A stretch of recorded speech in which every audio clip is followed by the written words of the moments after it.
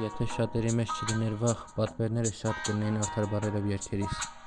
Նմանվել են միշտ մնացող վախկոտի։ Չեն մտածում, որ այդպես միշտ վախկոտ կմնան, ինչ-որ մեկը նրանց ճանապարհը կհոշոտի։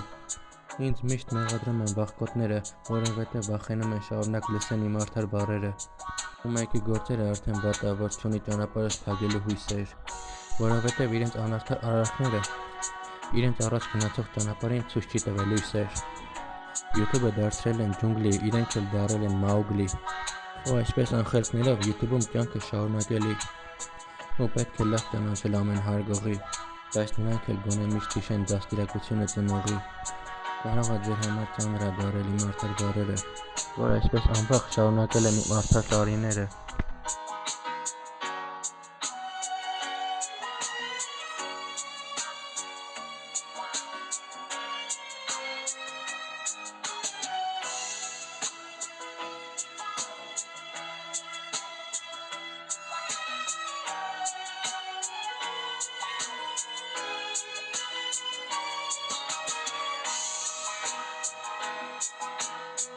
Եթե YouTube-ում չլիներ իմ անձնական ճիշտ քայլերը,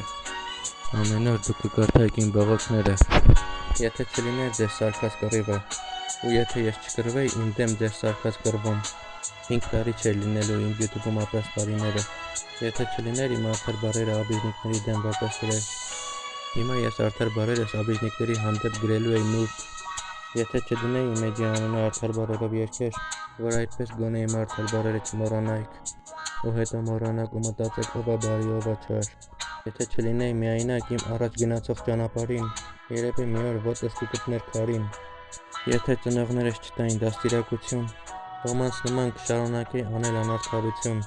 Անձնականս հիշողը հիմա երեխա է, որ մենակ հիշում է այդ ամենը այնպես, որ ոնց որ առաջին դասարանի մայրենի անդիր է։ Ու այսպես է շատերի կյանքը, որ անողելի է։ Ու մեկը այսքան էլ հիշեն իմ համար, միշտ միայնակ առաջ գնալը անվտանգ է ու հանգիստ է։